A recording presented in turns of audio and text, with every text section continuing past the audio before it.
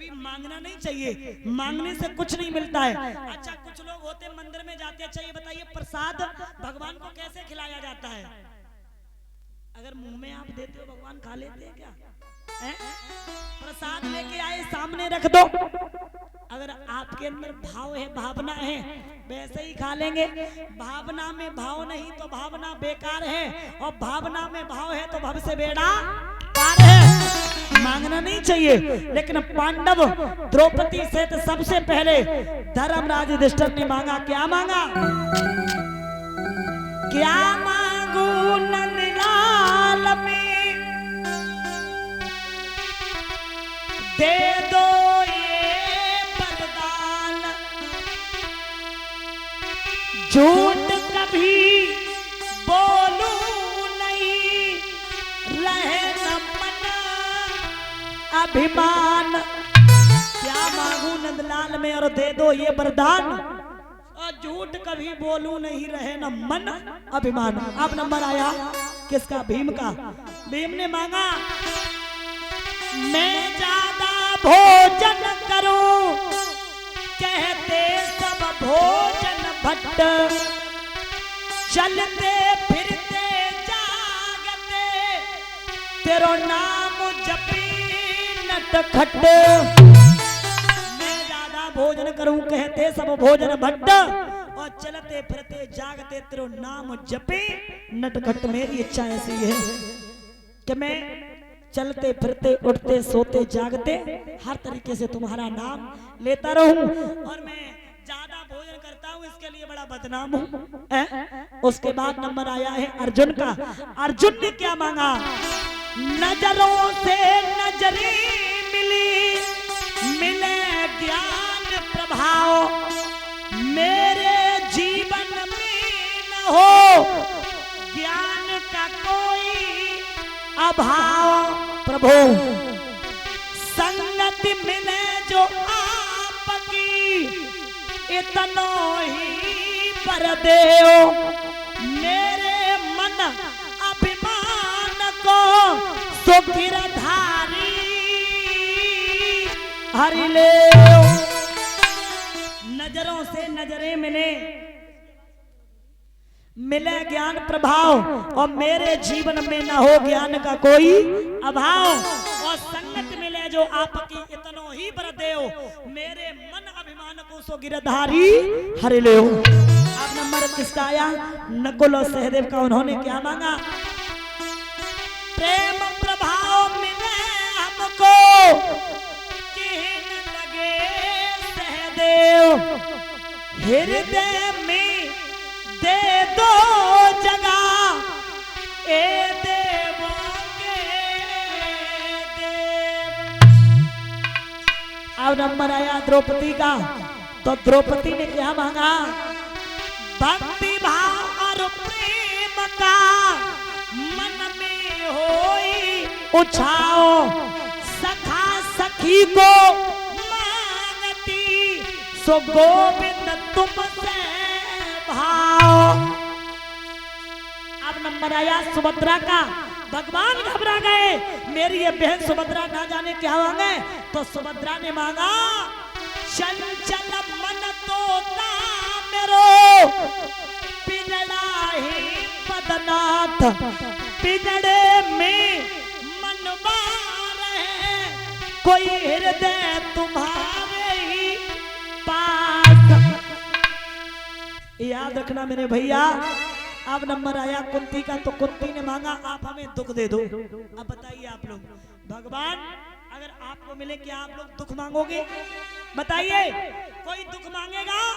नहीं मांगेगा, कोई नहीं मांगेगा। लेकिन कुंती ने कहा आप हमें दुख दे दो। भगवान ने जवाब दिया, दुख भी कोई मांगता है।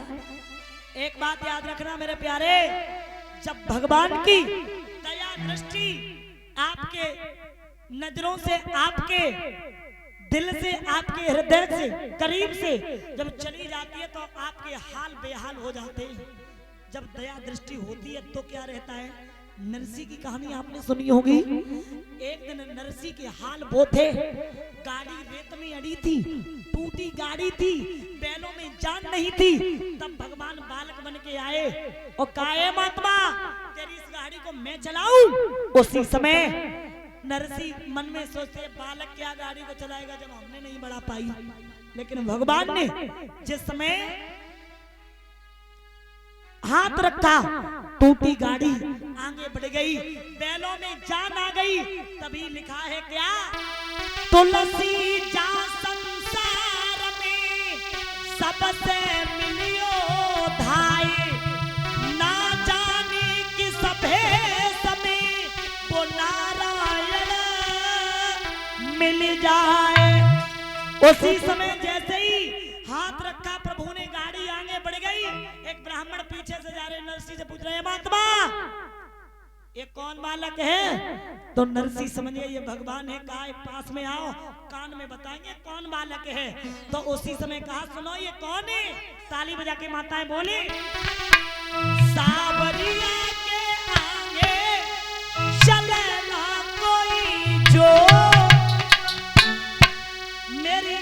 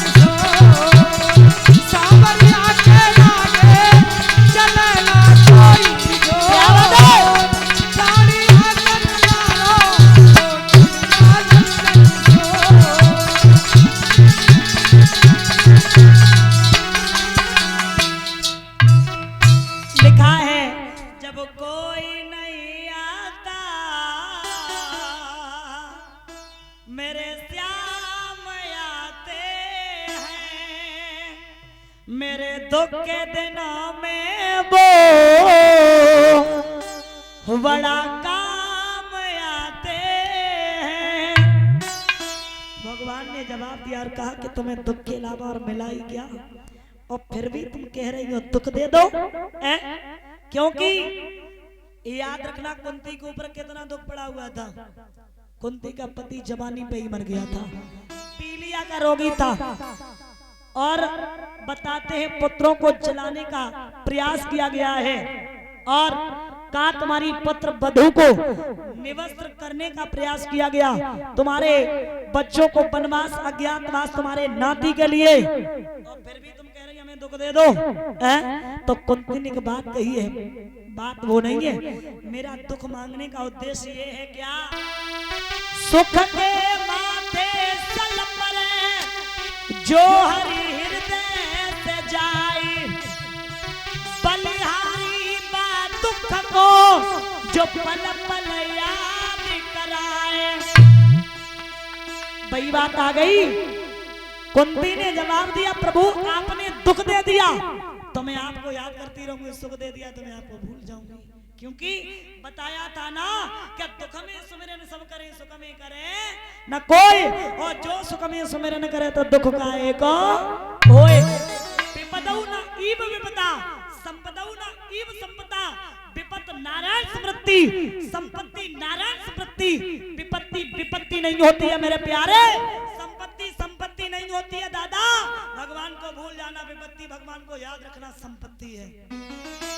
ऐसा करो आप हमें दुख दे दो और याद रखना दुख मांगने के लिए घबराना भी नहीं मेरे प्यारे दुख ही मानव की संपत्ति है फिर दुख से क्यों घबराता है दुख आया है तो जाएगा सुख आया है तो जाएगा दुख जाएगा सुख देकर और सुख जाएगा दुख देकर तो आप बताइए अच्छा क्या हुआ दुख जाएगा तो क्या आएगा सुख आएगा और सुख जाएगा तब क्या आएगा दुख तो अच्छा क्या हुआ दुख अच्छा हुआ क्योंकि सुख देखे जाएगा इसलिए सुख देकर जाने वाले से ये मानव क्यों घबराता है महाराज उसी समय ऐसा ही नहीं क्या देखा है समय वो था पितामह बाणों की सैया पे पड़े थे लहस पे चारों तरफ कीड़ कौआ घूम रहे थे जब चीन कौआ घूम रहे युद्ध भूमि के मैदान में पड़े पितामह कह रहे हैं भगवान को बुला रहे हैं जाने कब आएगा मुझे अपना बनाएगा मेरे आंसू पहुंच कर मुझे गले लगाएगा कब आएगा मेरा सावरिया कब आएगा मेरा सावरिया भगवान बोले बुआ हम तुम दुख में लगे हमारे बाबा बाणों की सैया पे पड़े और उसी समय पांचों पांडव द्रौपदी से जिस समय जाते हैं प्रणाम किया और प्रणाम करने के बाद आज उसी समय द्रौपदी ने प्रणाम किया सौभाग्यवती हो जैसे ही अर्जुन ने प्रणाम किया है वैसे ही पितामह की आंखों में आंसू आ गए जवाब दिया अर्जुन बोले आप रोए क्यों अर्जुन भी रोने लगे पूछा तुम क्यों रोए बोले सुनो ऐसा भी कोई महाभारत का युद्ध होता है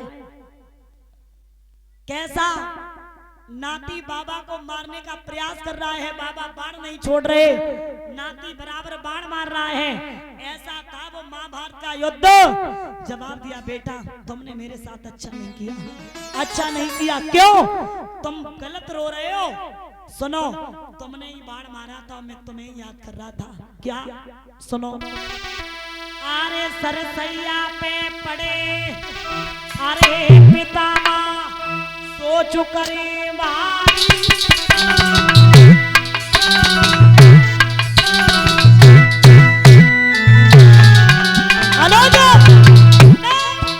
मैंने पछपात कर लई मेरी ईश्वर ने मारी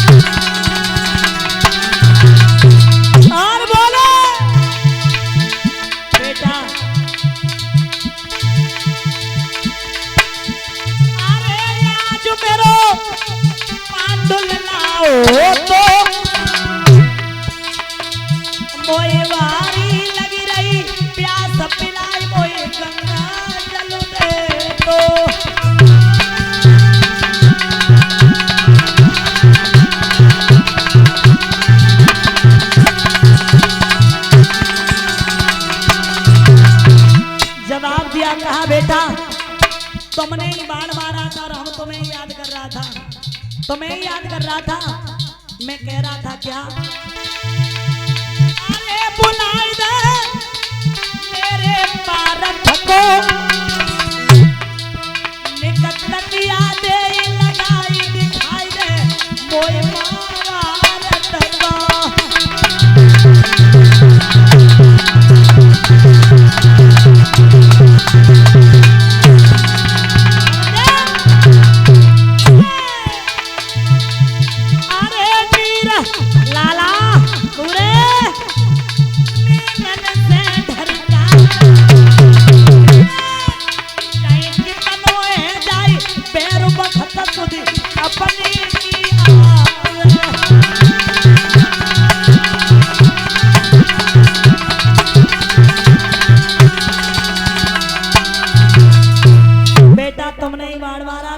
तुम्हें याद कर रहा था, इसलिए तुमने एक इतनी बड़ी भूल कर दी। अगर तुमने मेरे पूरे शरीर में बाण मार दिया, एक बाण अगर मेरे मस्तक में मार देते तो शायद ये दुख देखने के लिए हमें नहीं मिलता।